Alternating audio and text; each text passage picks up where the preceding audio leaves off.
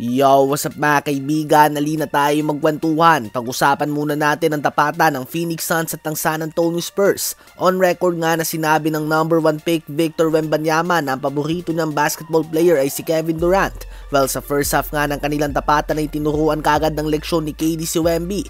Agad niya itong inagawan at gumawa ng malaking kalamangan ng Suns sa San Antonio Spurs.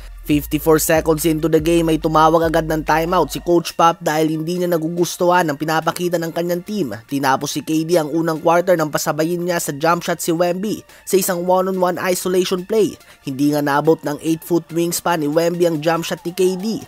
Sa second quarter naman ay nagpalitan sila ng poster dunks. Tinakdakan nga ni KD si Wemby at ng poster naman ang number 1 pick next possession lamang to end the first half. Nagtapos siya na may 6 points with 4 turnovers on 1 of 7 shooting sa field at 14 points naman si KD on 7 of 10 shooting sa field. Baon din ng Suns ng double-digit lead patungo sa second half. Sa second half naman ay takeover mode nga mga kaibigan ng Spurs at nakompleto nila ang 20-point comeback mula sa clutch basket si Wemby at Keldon Johnson. Crazy sequence nga mga kaibigan ang pinakita nila.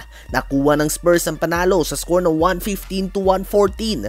27 points si Keldon Johnson, 18 points si Devin Vassell at 18 points, 8 rebounds and 4 blocks si Victor Wembanyama. Habang sa Suns naman ay 26 points si Kevin Durant. Ngayon ay tumungo naman tayo sa Los Angeles Clippers. Nabuo na nga nila ang super team nila kung saan nandyan ang former MVP James Harden and Russell Westbrook, 2-time Finals MVP and Defensive Player of the Year winner Kawhi Leonard, at multi-time All-Star Paul George. 4 na player na mapapasama sa Hall of Fame someday at lahat taga Southern California. Ito na din nga ang pangatlong pagkakataon na magkakampi si James Harden at Russell Westbrook.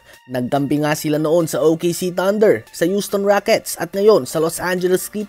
Sa OKC nga ay bigo din sila na magkampiyon at umalis si James Harden dahil hindi siya makabelo dito coming off the bench. Sa mga oras na nasa Rockets pa si Harden at OKC naman si Westbrook, nanalo sila ng mga regular season MVP. Si Harden din ang runner-up sa taon na nanalo si Westbrook ng MVP. Sa Rockets nga ay nagkampi sila ng 1 taon lamang ngunit hindi din ito tumagal. Pareho silang humingi ng trade matapos na malaglag ng Lakers sa second round sa NBA bubble. Sadyang hindi nga nagkakatugma ang kanilang style of play dahil pareho silang nahihirapan na mag-dominate ng isang game kapag hindi sila ang first option o hindi nila madalas hawak ang bola. Hindi nga sila epektibo bilang mga off-ball players at kailangan nila ang high usage upang maging epektibo.